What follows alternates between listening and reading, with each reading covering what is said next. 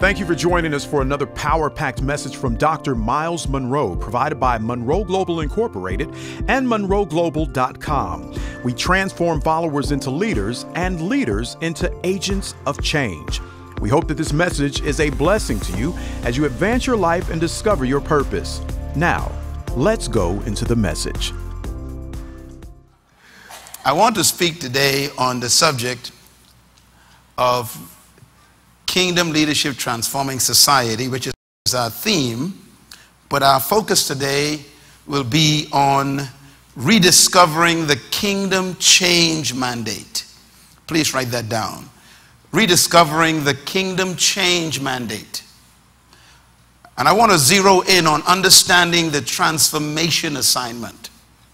Transformation assignment. This is the most important series I have done perhaps in my life regarding application of the kingdom mandate to contemporary life. This is a challenging series for me because it demands practical work. It demands engaging society. And most of the time, those who deal with spiritual issues seem to be more focused with otherworldly activity than with the practical contemporary lifestyle. And so this has been a very engaging experience for me so far. I have completed the entire series for the year coming. I completed it already. I know what I have to cover. And the instructions are very simple to me. Kingdom leadership must transform society now. If it doesn't, we're going to be victims of other people's transformation. So I want to remind us of what this series is about. Our greatest challenge in our lifetime is the times we are living in. And I'm not sure whether all of us are aware of the times we're living in. Today, we are caught in a tide of convergence. Can you write that word down, please? Convergence. Throughout history, you can study history. I'm talking about maybe 5,000, 6,000 years of history. And you will notice that history went along as usual until certain points in history where certain things begin to happen. Now, things are always happening in history. Matter of fact, history is a record of things happening. But there are certain points in history when certain things happen at the same time, which is not normal. That happening is called convergence. They call it historical convergence. If you study historical convergences, you will notice that during the convergences is when life on planet Earth changed permanently. We are entering one of those again. Convergence means that different forces that normally happen alone begin to happen at the same time. So the thing that we can expect to remain constant is change. Because convergence changes everything. I call it a tide of convergence. It's like currents in the ocean crashing and having friction against each other. I want you to write the word current down, please, because current is important. When my wife and I were in Brazil, we went on a special boat ride because our friends wanted us to see a convergence. In Brazil, there is a place where the Amazon River, which is the largest river in South America, running down through the mountains all through the countries in the Amazon forest, it hits the ocean. So you get fresh water, billions and billions of powerful forces of fresh water rushing down in the Amazon River, and it hits the ocean, the Atlantic Ocean. So you have fresh water hitting salt water. You have mud hitting clear seawater. One of the things when we got there, I noticed before we got there was constant upheaval. The boat was rocking and unstable. You couldn't even throw an anchor down. It was, when the water hit the other water, you have two waters hitting each other. They're both water, but they're different water. And the boat would not remain steady. Matter of fact, we had to hold on because the convergence of the two forces created tides that didn't exist anywhere else in both bodies of water. Then second thing I saw was the color of the spot was different. The ocean was blue, the Amazon was kind of a brown or green, but where that was almost black, because the mud that was hitting the fresh water stirred up ocean leaves and all kinds of debris and this black water. So you have all this beautiful ocean and then this black water. And then when we got there, the guy said, this is the best place to fish, because you have the fresh water hitting the salt water. It stirs up algae from the ocean, so the fish from the Amazon and the fish from the salt water come there to eat. And then the guy says, now we got to keep our distance from the center of it, because if we were to take the boat in the middle of it, it would suck the boat down. It'll capsize. We would die. He said the current there is so strong, you got two currents hitting each other and they're swirling around and they form almost like a centrifuge that sucks things in. It's called a convergence. Historically, that's where we are right now. And the currents are the dangerous part. Everybody say current affairs. See, that's a serious thing. Say it slow. Current affairs. There are some affairs going on in your world that are strong currents. And those currents come to carry you with them.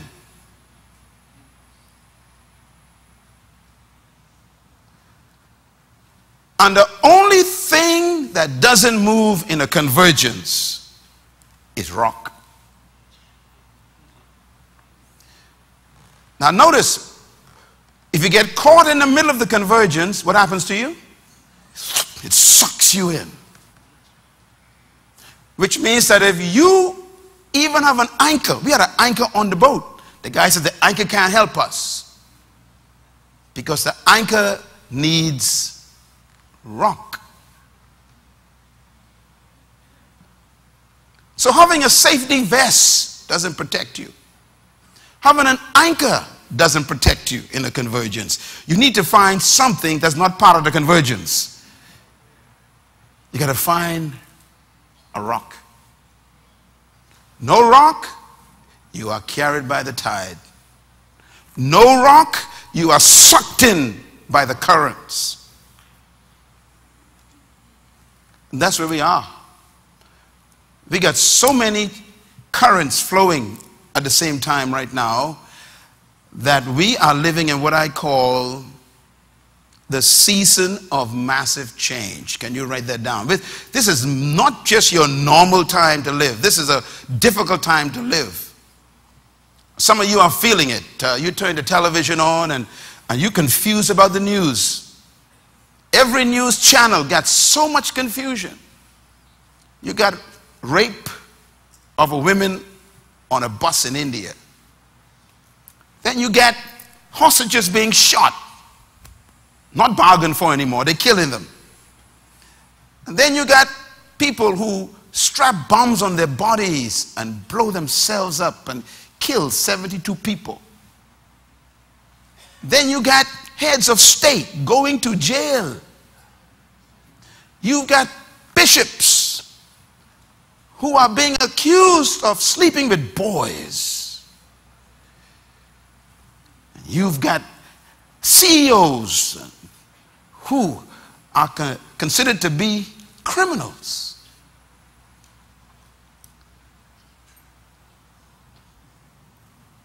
There's so much going on. It's a time, I want you to wake up, please, because wake up to what's going on, because you have to spend the rest of your life in this time. And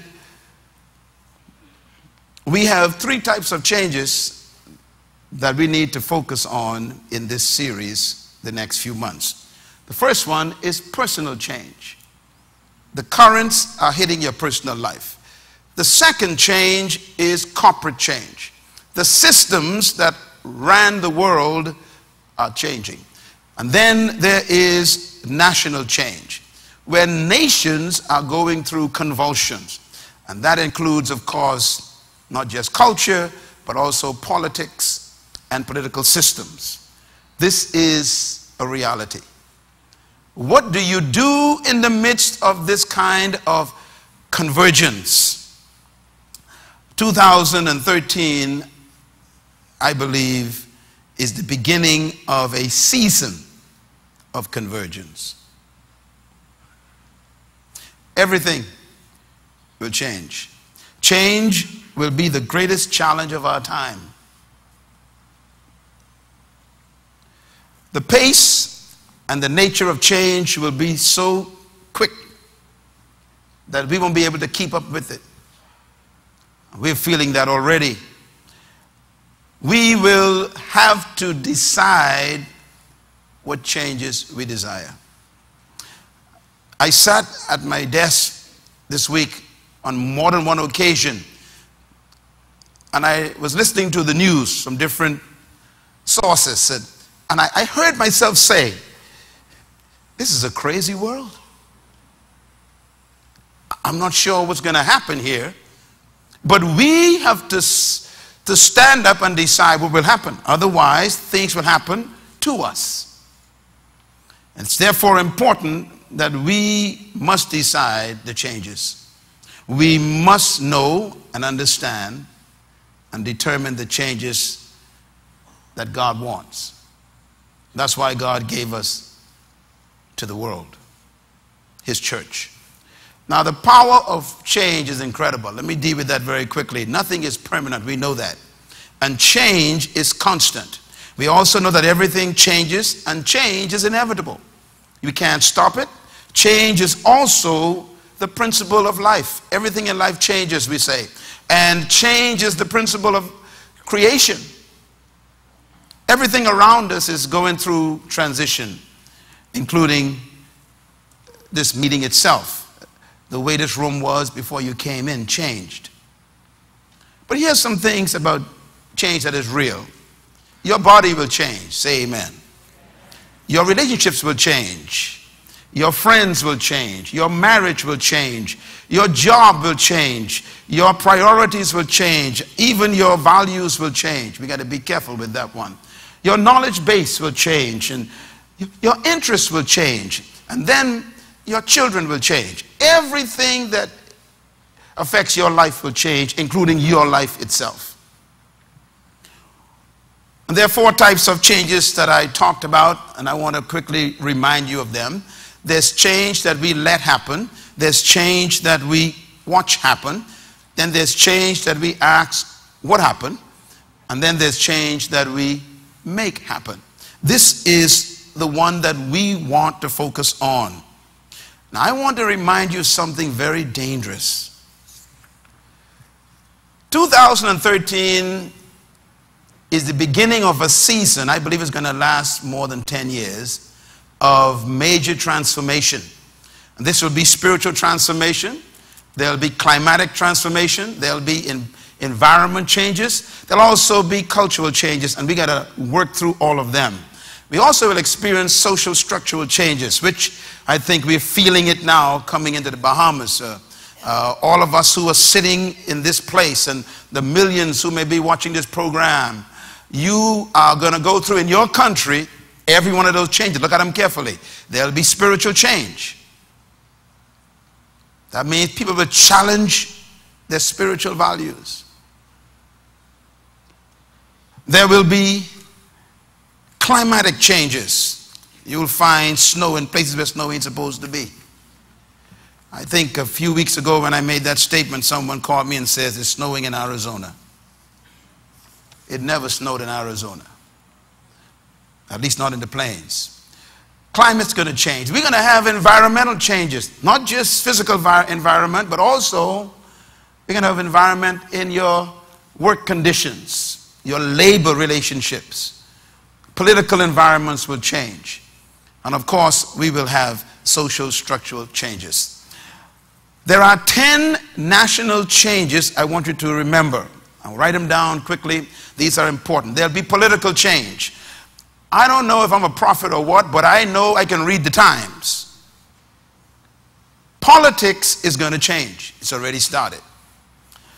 The politics that actually ran countries for years is going to be transformed. Secondly, there will be constitutional changes. People will tamper with long-standing traditions in constitutional power. There'll also be social change. And then number 4 is very dangerous. There'll be ideological changes which produces your philosophy of life. And this is dangerous. And I think most believers, sometimes we become so spooky, we become stupid. We must remember that people are constantly trying to tamper with our ideals. And ideology is important for you to settle on. What are my ideals? Because your ideology will determine your philosophy in life, which will determine the way you live and respond to life. There will also be moral changes. Morality is going to be under stress. There'll also be values changes, and these two are related. Whatever you value becomes your moral standard, which becomes your ethics.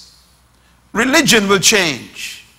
There'll be a lot of people going through religious transitions, even some dropping out of religion.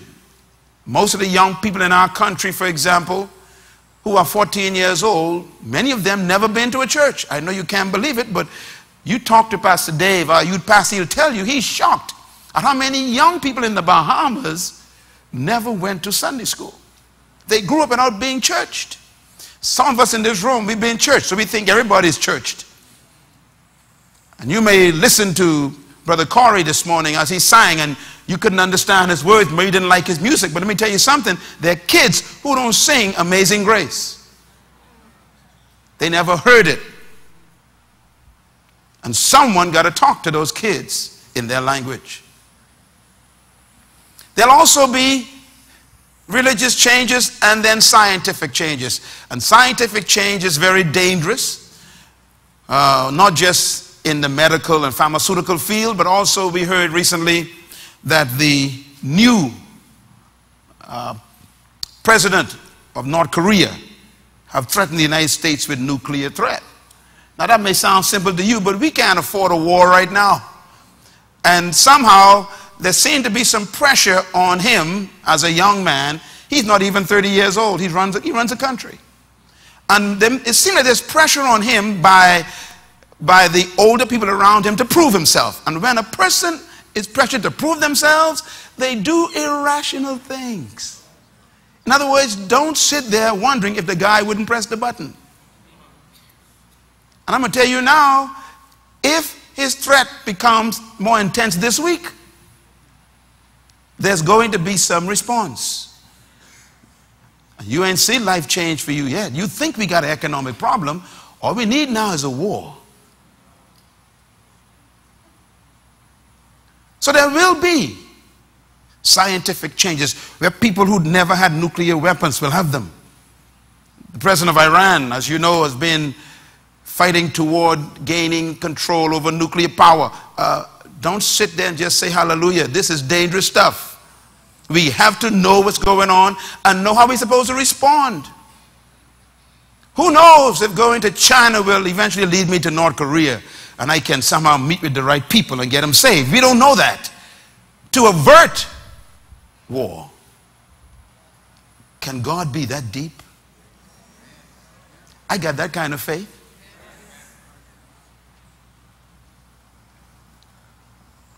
There's going to be also technological changes. You got your iPad in your hand now, you're proving it. But the last one is the one I want you to write in capital letters. There will also be definition changes. And this is a dangerous one. Definition changes. We live in a time where what was bread ain't bread no more. They are changing definitions. In other words, we never ever in our lifetime discuss what marriage is. We never talked about it. No civilization that I have ever studied in history in my short lifetime ever debated a definition of marriage. None. The Romans, the Greeks, the Byzantine, none of them ever debated. We're the only generation I know who's sitting down redefining some things. For example, we call killing your baby now abortion. It's actually murder because it's a human life, but we use nice words. We now call homosexuality nice things like alternative lifestyle. We use terms like preference, sexual preference, not deviant, sexual preference. Deviant means you deviate from the natural norm. But we don't want to call ourselves a deviant, so we say we are preferentially choosing something. We're redefining things. If a man is a man, but he wants to be like a woman, we have a new definition. We call him cross-dresser or she-male. There's no definition anywhere in the world for that statement. I don't know. It doesn't exist. I've never seen a she who's a male. This doesn't make sense. But they are reinventing definitions. And this is important because they are using definitions to play with your mind to give you a lack of conscience of conviction. You can't have a conviction if I change the definition. For example, we call thieving white-collar crime. It's thieving.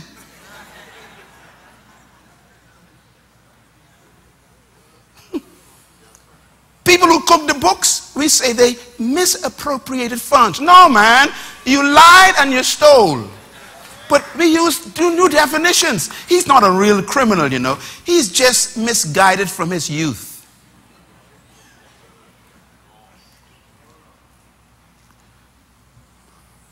It's amazing how we have come into a time when nothing has any clear definition anymore. You can kill a man and they can call it something else. They can say, temperate lack of control, psychological imbalance. You're a murderer, man. No, you are psychologically imbalanced at the moment, they say. And then they say, now, maybe something went wrong with you when you were 3. You wet your bed. Listen, man, you're a killer. But the way we redefine, are you getting me? See, don't just sit there. When they hit you, you better be aware of what they're hitting you with in this culture of the world. They call economic invasion, they call it shuttle diplomacy. They call it International Monetary Fund. It's economic invasion. Listen, don't get mad at me. This is the way it is. And we need to realize they are redefining some things. I remember when babies came out of mother's womb, the doctor would spank the baby. Bam. Now they say that's child abuse. Oh, I read it. I was reading it in the magazine. I said, wait a minute. How many babies were spanked throughout history? It's now child abuse. The doctor can't spank it anymore. Oh, you better wake up. And now when you punish your child in the act of discipline, it is called parental abuse. The definitions. My mother used to say, I gonna whale you. If you use that term today, They would say, you are violent.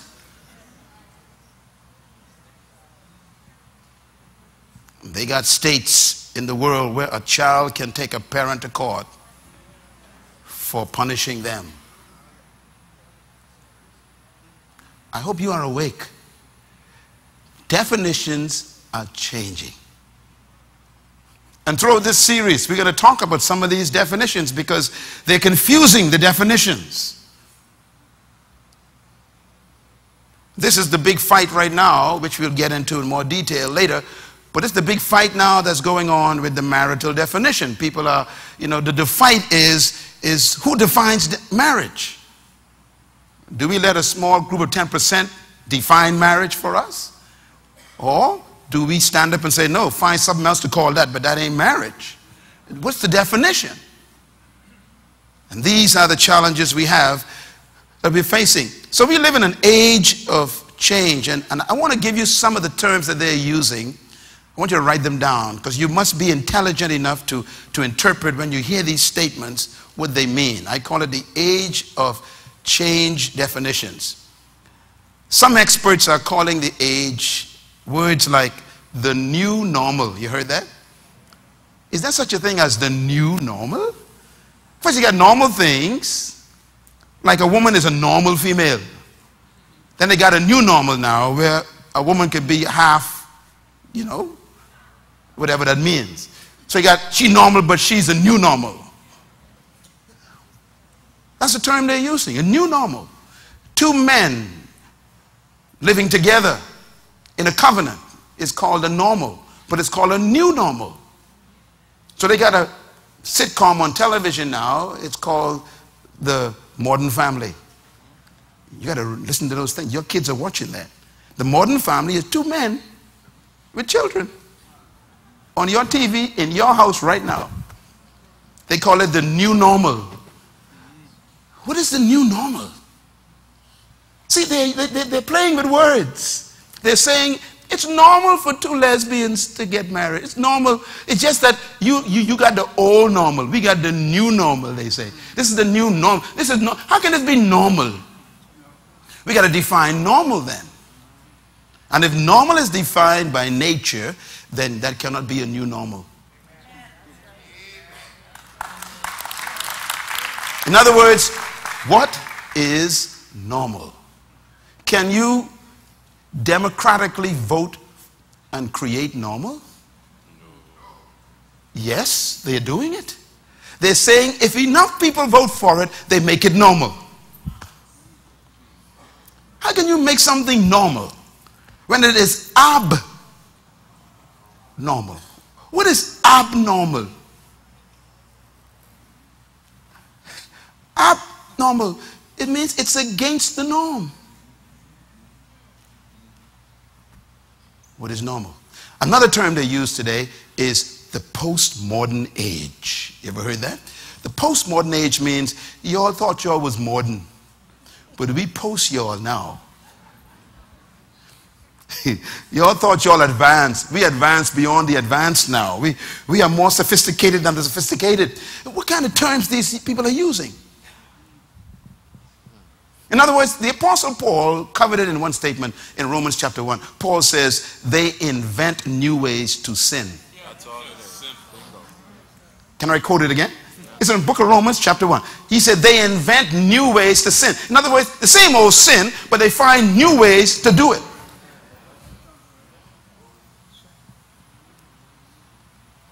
So there ain't nothing new under the sun.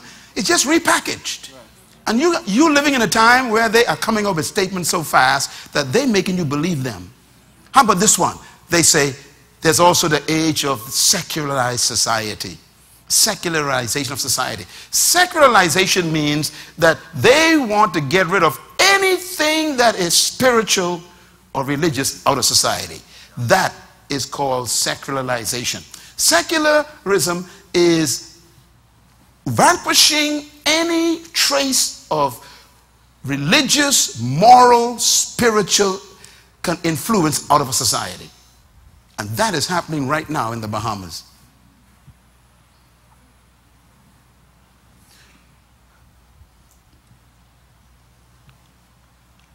I think next week I'm going to play for you something that was said by one of our MPs in Parliament.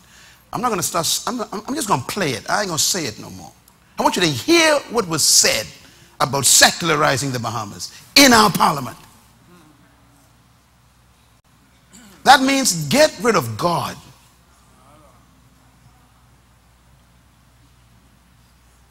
That's why they are fussing with the preamble. The preamble is a problem, because the preamble states that we will respect Christian values. Christian refers to spirituality, which is a problem to the secular mind. The secular is saying, I don't want nothing to prick my conscience. Leave my conscience alone.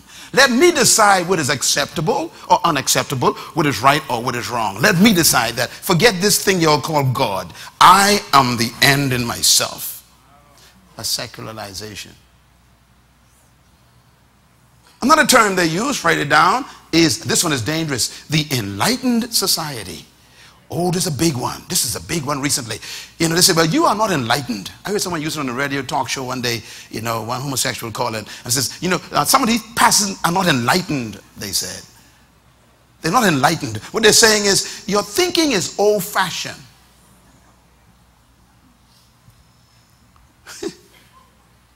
This is a dangerous statement. The enlightened society means that we are liberal to the point where we have no boundaries. The enlightened society says we are the law. The enlightened society says we can change them when we want. That's the laws. Enlightened society is we are so sophisticated now that we are capable of accepting anything that we can justify personally, even though it may not be naturally acceptable. If we can accept it ourselves, then it is acceptable. No boundaries. That's the society that we are converging with. That is the mentality that we are working with. And I beg you as an individual to wake up, please, and think about this, because when you go to your job this week, there are people working next to you who think like that. They say things like, you still believe in that old stupid book, the Bible? That's written by men. That's old, that's archaic, that's out of date, that's not an enlightened book. That book is so old-fashioned. It doesn't keep up with the times, and they make you start doubting your own convictions. It's called the enlightened society. Every civilization that claimed it was enlightened self-destruct. Check history. Who do you think you are? You think you're smarter than the Romans, the Egyptians, the Greeks? They are all buried under dust today. You cannot outthink God.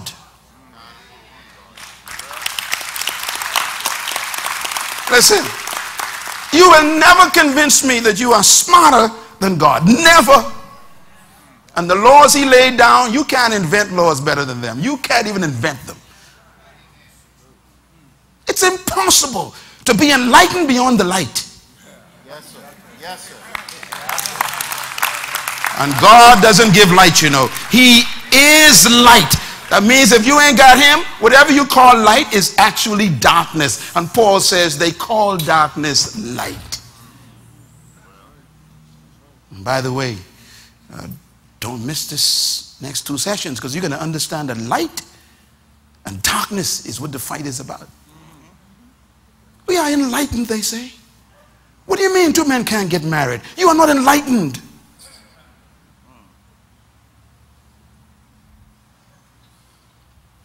Someone has to challenge this. Why not us?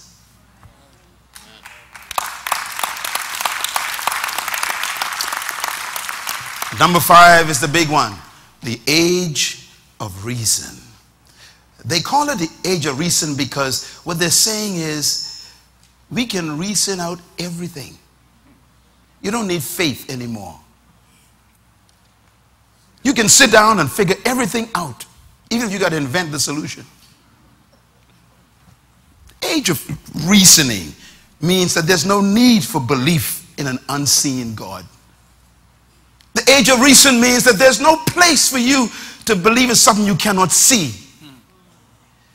Age of reason means that if you can't touch it and feel it and smell it, it's not real. The age of reason, and the age of reason is as old as Pharaoh, but we think it's new. You know, they had some guys called the agnostics. And these guys got into all this deep stuff. You know, the Greeks were actually known as the age of reason. They're the ones who sat down and tried to reason out everything. I was listening to a debate yesterday on the Broadcasting Corporation of Britain. And they had a debate over immigration. It's a very important debate they had. And they were trying to deal with what do you do with people who are moving from country to country and they bring their culture with them? And they had two groups debating this. And what was interesting is that it was held in Greece, in Athens, where democracy was born.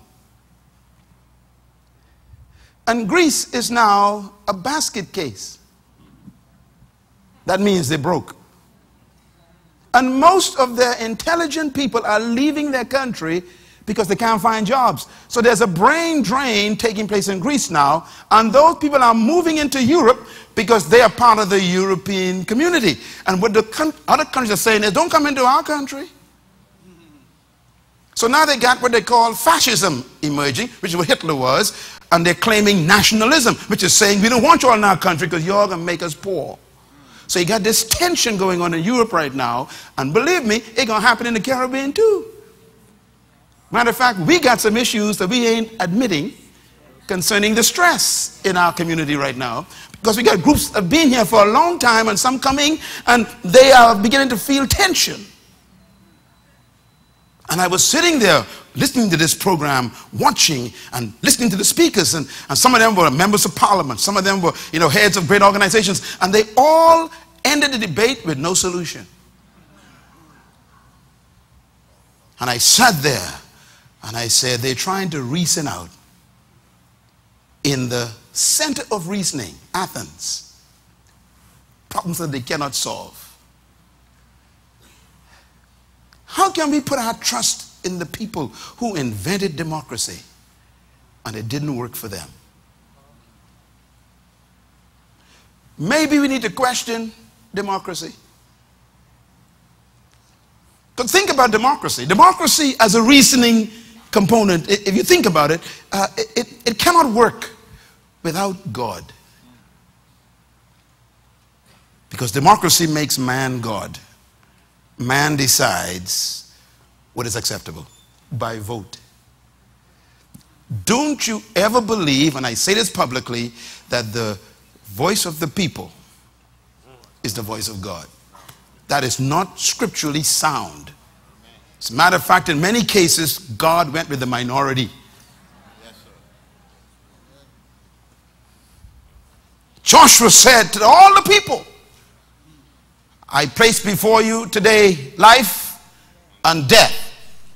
He said, now I advise you to choose life, he said, but I can't make you choose it. He said, but as for me and my house, that was a private decision he had to make. As for me and my house, he says, we, I don't know about you all neighbors, we will serve the Lord. You will have to come to that point very soon. Because the converging tides are pushing on you. You are 48 years old, you ain't married. And a girl winks at you. And you are a girl. Oh yeah. I mean, what do you do with that convergence?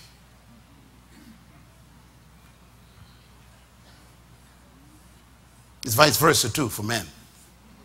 What do you do? Can I say to you, friends, that we are in a period of life where you're going to have to find out where's the rock in all of this convergence. I got to find me a rock. I got to find something to put my anchor on, because this current is going to destroy me. It's going to suck me in if I don't have a rock. Jesus never called himself an anchor.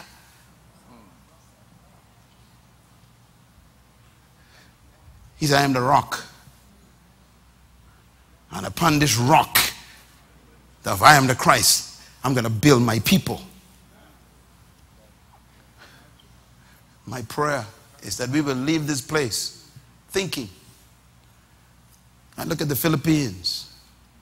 I cry for the Philippines to see liberalism moving in there. I weep over America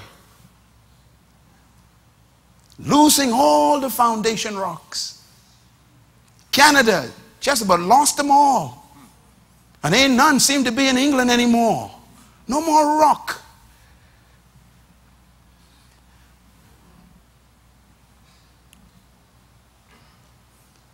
You know what I discovered? They're coming to your country and moving your rocks. They're telling you, go with the tide. And when you tell them you got rock, they say, you are not moving with the times. And they tell you, you can't exist with us unless you get rid of your rock. I know the pressure. But let's remember this, okay?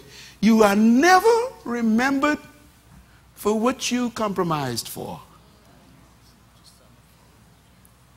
You are always remembered for what you stood for.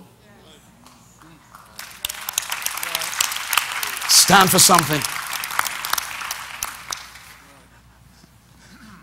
The last one summarizes all of it. We are in the age of the humanistic society. Humanism is old. Let no one impress you with humanism. Humanism is as old as Pharaoh. The pharaohs believed that they were sons of the gods, which means that they humans believed that they were gods, and that's why you could not defy a pharaoh. Some of you wondering why Moses had a problem with Pharaoh. Pharaoh was confused about Moses. When Moses came to Pharaoh, now Moses grew up with Pharaoh. He grew up in the courts. The guy knew their convictions, their belief system. He knew what their reasoning was. But Moses had to be taken out of the system for 40 years. And when he ran into God in the bush, the burning bush, God sent him back to tell Pharaoh, you ain't God. Pharaoh went into shock. What do you mean I ain't God? And Moses says, look, I suggest you submit to my suggestions and let the people go, because you're about to expose your ungodlikeness. And Pharaoh, like most politicians, decide, I don't care. This is what I was taught in the University of Egypt. I got a degree in philosophical convictions that I am God. And Pharaoh refused. And there are many today who are standing firm refusing. Somehow they feel proud that they don't believe in God, as if they need a trophy. You are as old as Pharaoh, and he's dead.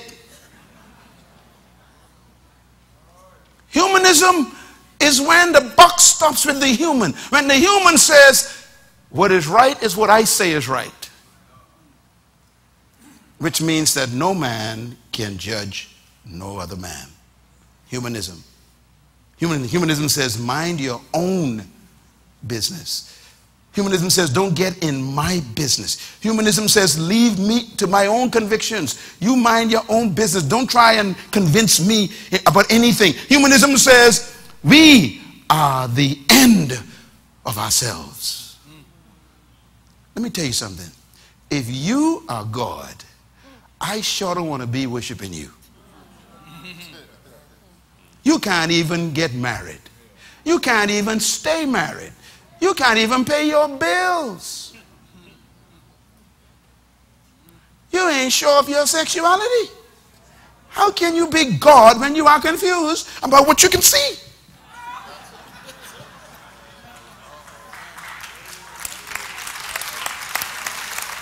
Listen, these are just questions I'm asking.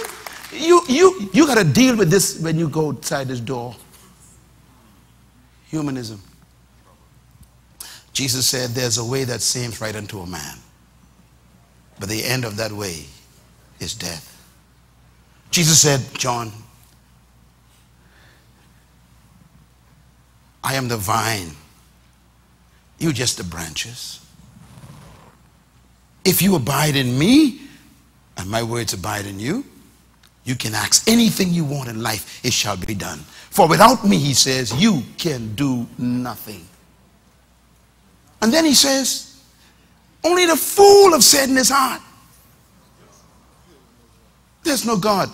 You don't need to call people who are atheist fools. God did it himself. You can remind them of what he said, but they shouldn't take offense. You just repeating what someone else concluded about them.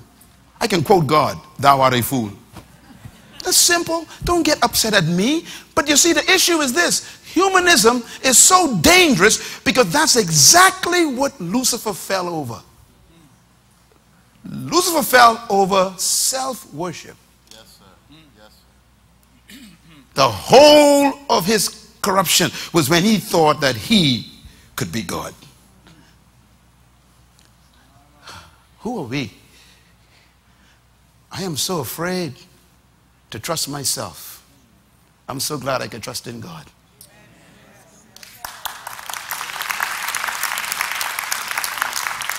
And those of you who think you are so smart and so intellectually advanced, be honest with me. At 2 o'clock in the morning before you go to bed, tell me what you think. You know what you think on that bed. I know what you be thinking. You look at the ceiling and you go, oh boy, I hope I'm right. Because you know you can't be that sure. That's why you need to live by faith and not by sight.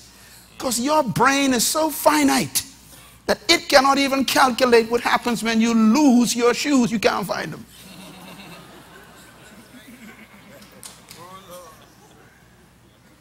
How could you trust yourself with your life?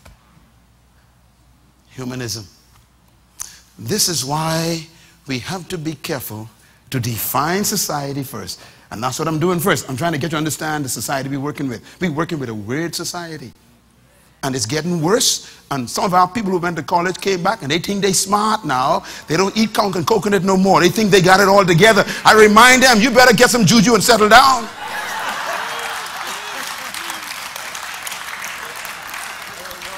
Your grandmother brought you up, paid your bills, put clothes on you, and she went to church. Now who do you think you are? You don't want to go worship God? Your grandmother used his faith to bless you? You better lift your hands and give God praise and repent, because this is the faith we have. Oh, hallelujah. I said, some of your grandmothers would turn in their grave to hear some of the things you were saying.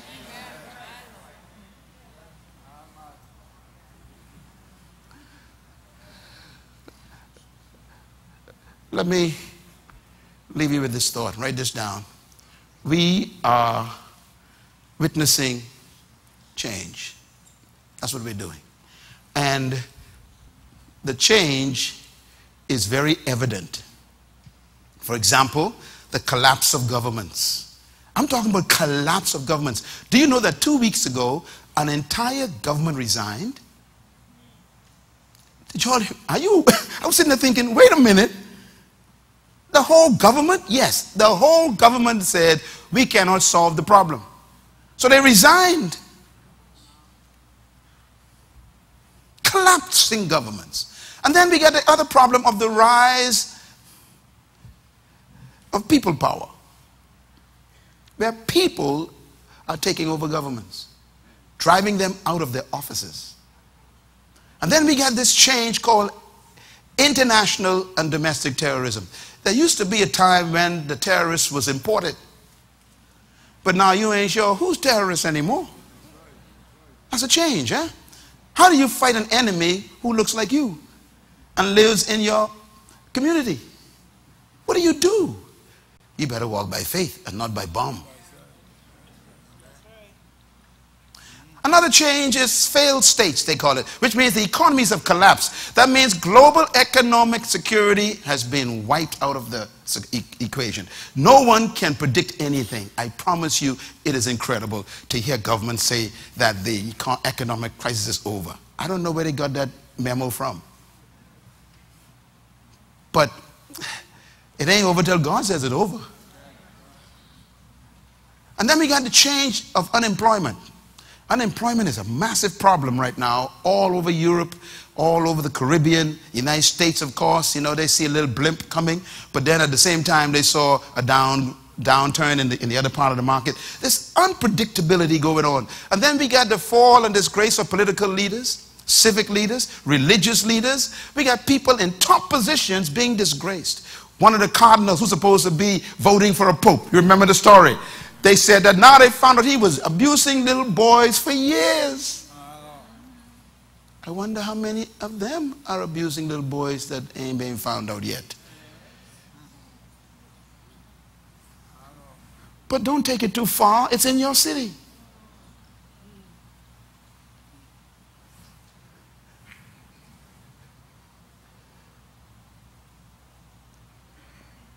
Who do you trust? Who do you trust? If you can't trust your pastor, your bishop, your pope, if you cannot trust the priest, the preacher, I mean, who do you trust? You wonder why the young people are so disillusioned. They don't know what to do. What do you do?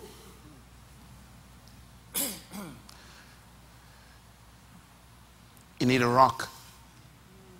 Our moral compass is swinging and ain't stopping nowhere right now. We don't know what morality is anymore. The moral compass is just turning. You can't find north. Because everybody is adjusting themselves to what they want. And immorality is not just, you know, physical and sexual things. It even could be issues like economic abuse of the poor. It could be injustice to those who go on trial, and a strong lawyer who gets money or who's a part of some fraternity, you know, favors the person in the fraternity instead of the person who is poor. That's the moral compass being confused. You got issues with people who are employed, but the employer is abusing them.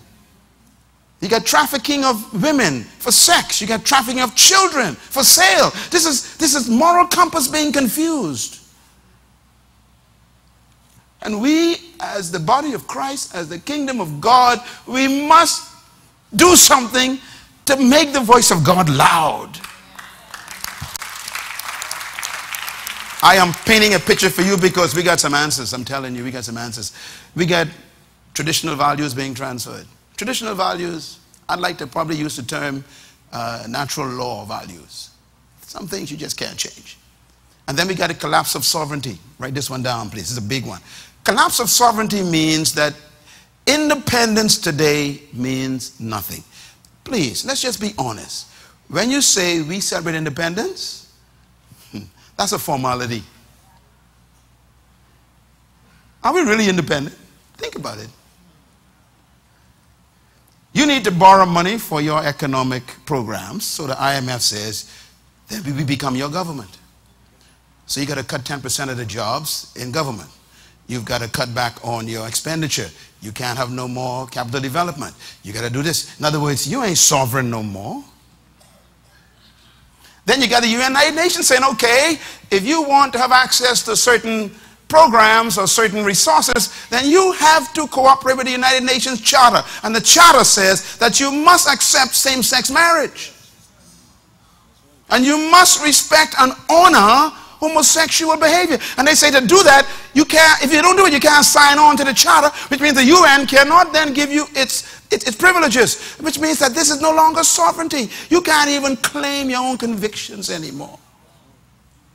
There is no national conviction in the system. What do?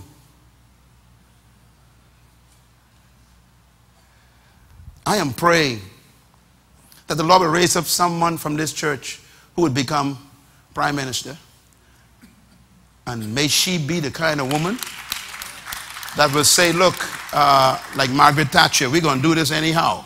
We're going to stand if the whole place goes against us. There's got to be some nation somewhere who says, look, we appreciate all that you all are wanting to do, but there's some things we cannot sell.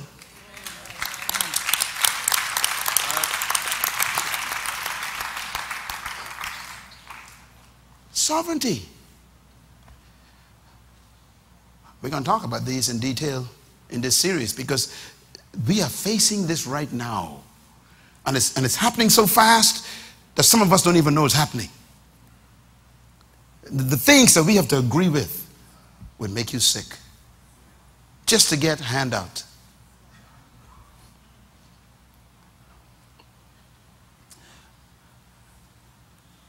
What's the result of this change? Let me give you this list. Distrust of leaders. People don't trust leaders anymore, right? That's what's happening. Secondly, liberalism. It's becoming a way of life. Liberalism means no laws, no boundaries, everything goes. The result of it is lawlessness. Where there's no standards and boundaries, there's no law. Lawlessness is the source of chaos and tyranny.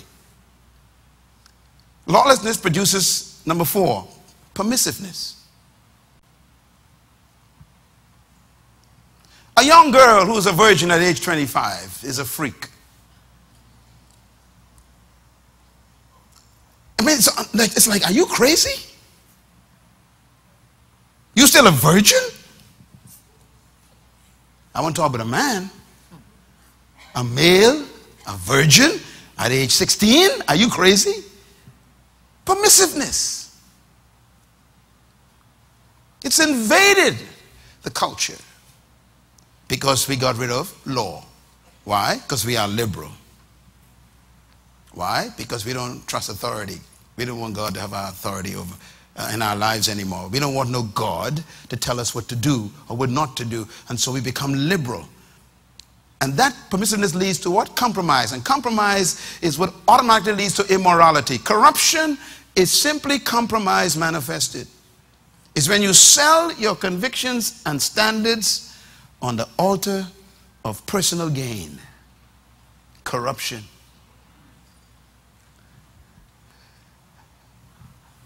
Number 7 is my invention. Re-engineering morality. Re-engineering means that forget what God said. We're going to create our own. So we're going to create these different things to describe what we want. Not what is, but what we want.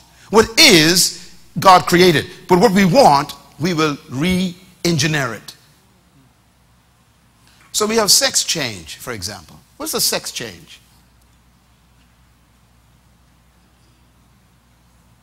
And what's incredible to me is that these people get on shows like Maury, and they are so proud. And I'm sitting there thinking, I know you want to have some attention, but my God, there's got to be another way to get attention. Re-engineering morality.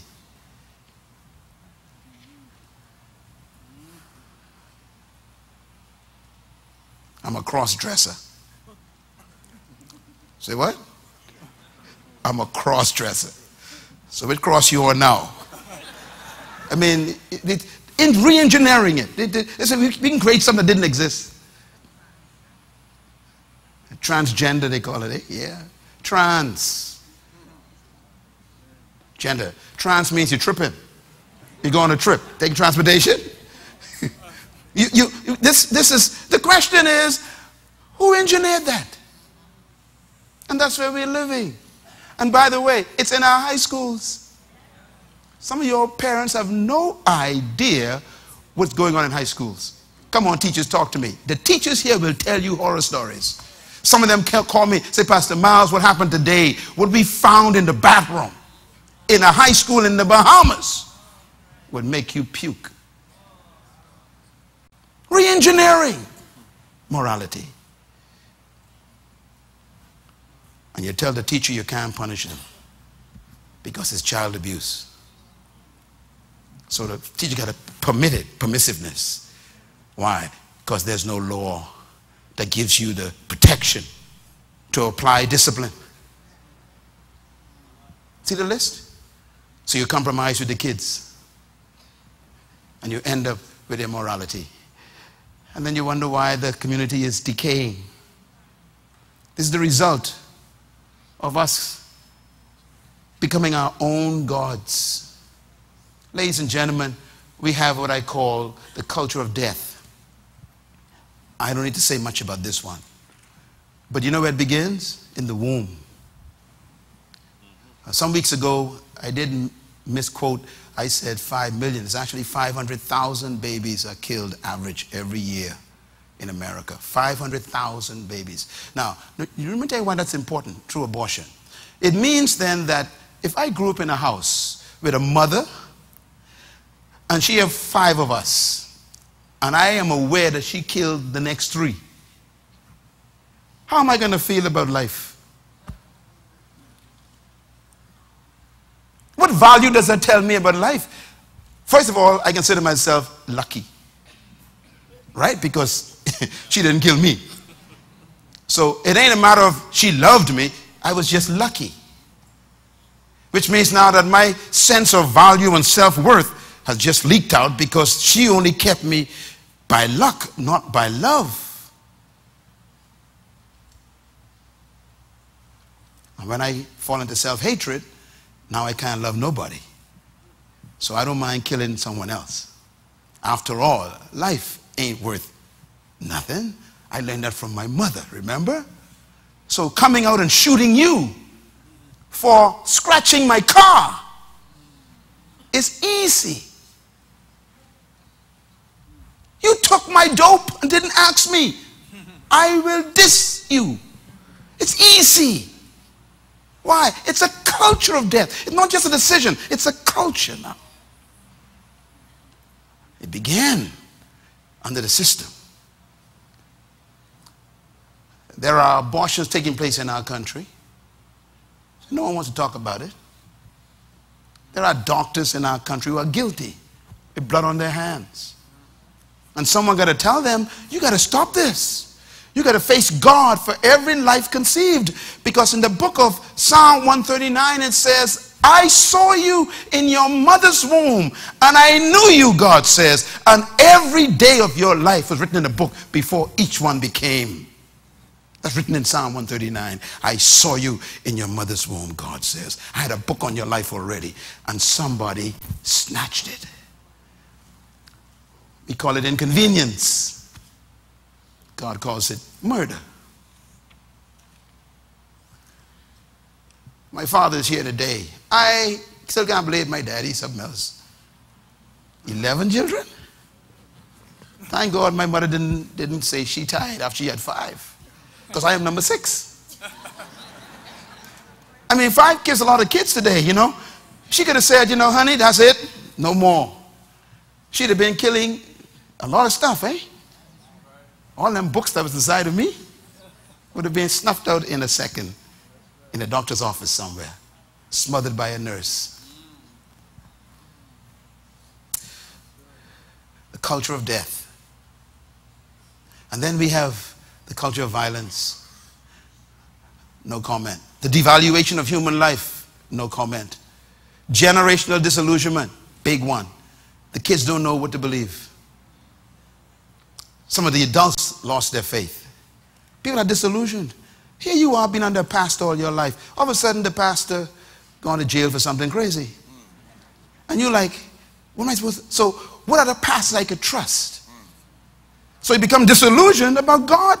You wonder why people lose their faith? They're disillusioned.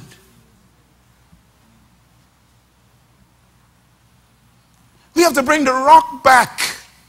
We got to bring God back into the equation. We got to embrace, we got to tell God, don't leave us. Please come back to the Bahamas. Please come back to Jamaica. God, please don't leave Filipinos. Please don't leave, Lord. Don't leave Haiti. Please, God. Because if he leaves us, we have no rock. And we're caught in this tide. And it sucks us in. And we self-destruct.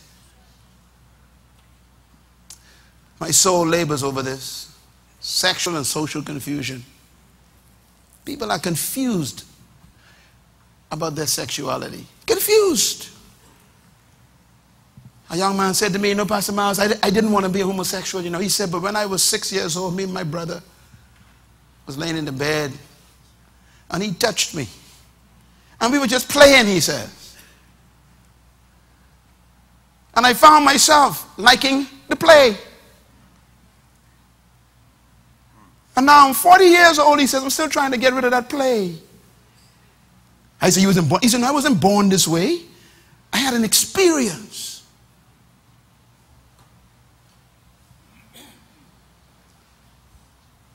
Confused. That's the world we live in. That's the world we live in. Okay, let me close with Romans 12. Turn there, please. We're going to deal with this the rest of the year. This is the answer. Listen to it carefully. Romans chapter what? 12. Look at verse 1. It says, I beg you, brethren, by the mercies of God, to present your what? Body first as a living sacrifice. Now, why does Paul start with your body? You think he started with your spirit. Paul says that thing you live in, that's going to get you. If you look at all the sins we're fighting, they are manifested in the body. Whether it is materialism, whether it is sexuality, whether it is malice and competition and deceit, it shows up in the body. So Paul says, I beg you, present your body as what? He said, don't kill yourself. Keep yourself alive, but make yourself a living sacrifice. I want you to go home and fight your body today. Do you know what they used to do with the lamb? To put him on the altar, the sacrifice? They used to tie its legs, tie it up. And the lamb used to be moving, can't move. Do that to yourself. Use the conviction of God's word today and tie yourself up. And tell yourself, you can't do that no more. Self won't do things. You ain't doing that no more. Paul says, I beat my body under. How come the priest didn't do that? Paul says, I treat my body like a slave. I make it do what I want it to do. Paul says, all things are permissible for me, but not all things are edifying. I can do anything, he says, but I become a slave to nothing.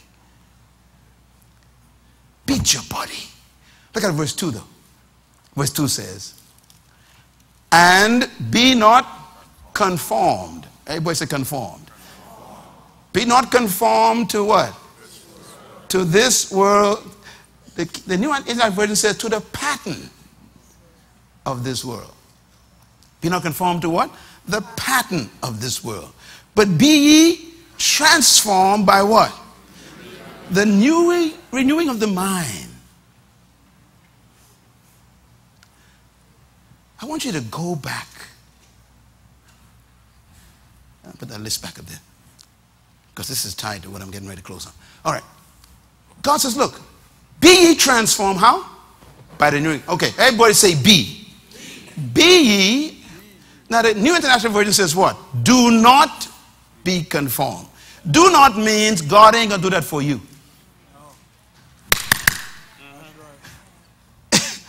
You have to decide, I am not going to conform. That's a soft hand, that's okay. Ladies and gentlemen, you can't just sit back and say, well, you know, everybody vote that way, so I'm going to vote that way. God says, no, no, no, no, no. You say, I will not. Boy, that's tough.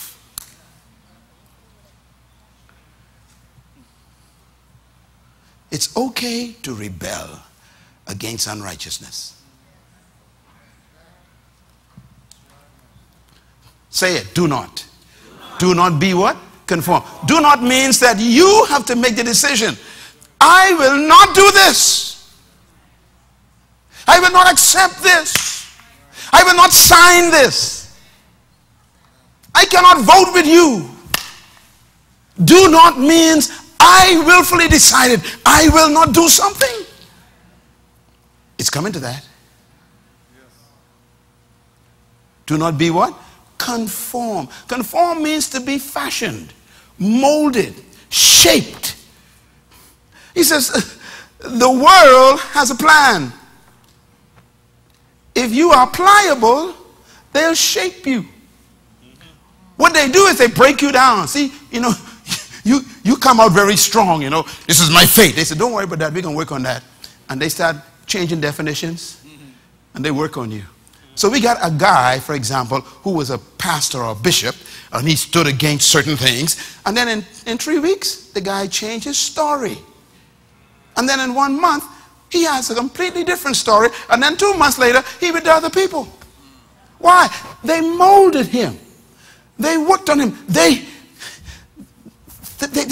softened him up with all kinds of sweet words. How about this one? Oh, you don't believe in same-sex marriage. Don't you believe that people have a right to love who they need to love? I love dogs and don't sleep with them.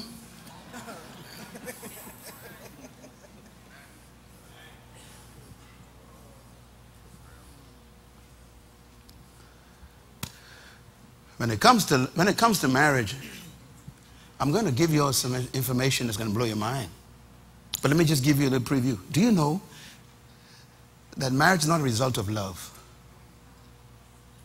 I'm talking about definition now. Marriage was naturally designed by God to procreate. Right? How do I know that? Because 2 males can't procreate. And 2 females can't procreate. So marriage was naturally designed by nature to procreate. Which means that it is the different genders that define it. No one defines it. It defines itself. Y'all are slow. So you can't define it. Nature defines it. You can define something else, but you can't define marriage. It's not even defined by, by no preacher. It's defined by nature.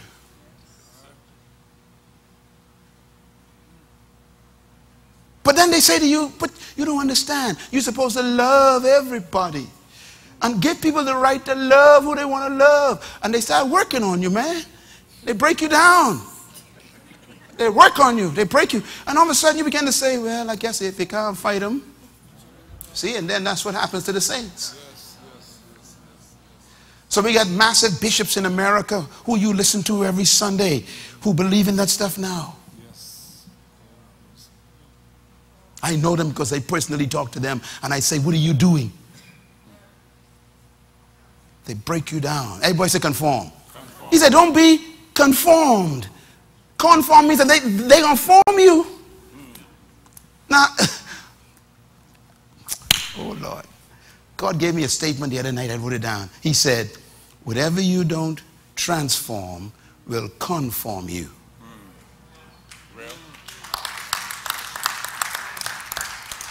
That's a Myles Munroe original. Better write it down. You can steal that one. I'll say it again. Whatever you don't transform will conform you. You will eventually be conformed. They're going to break you down if you are not strong in your convictions. Listen, die for something, man. Die for something worth dying for. Be isolated, castigated for something. Let them fire you because of conviction, man. Don't bend, don't go along with the current. The temptation is so big. You tell people, look, you can do what you want to do, brother, but I'll never accept it. That's all. I can't accept that. Why? That goes against everything I know about nature and God. There's no nice way to thief. You steal the hotel things. You just use a thief. Don't tell me your family hurting and the hotel got plenty of money. You are a thief. And I can't agree with you and I can report you.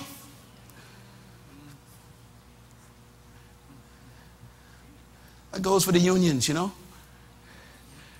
Unions, make sure you stand up for what is right all the time. Not for every complaint. Find out what is right. It's justice. Be not conform to what? The pattern of this world, the systems. But be ye what? transformed. And there it is. Be transformed. How? The world says remove your mind. We don't want you thinking. Stay out of our business.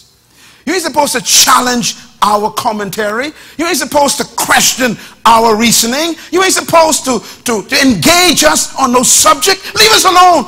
Go be your spiritual empty-mindedness. Remove your mind. Be ye transformed by the removing of your mind. God says no.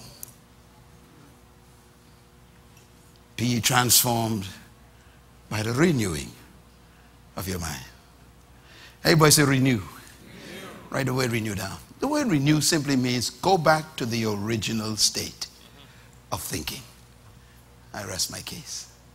Go back to the original way of thinking. Not a new thinking. Go backward. Re means to go backward. Yes. Go archaic. Yes. Go backward. Hallelujah.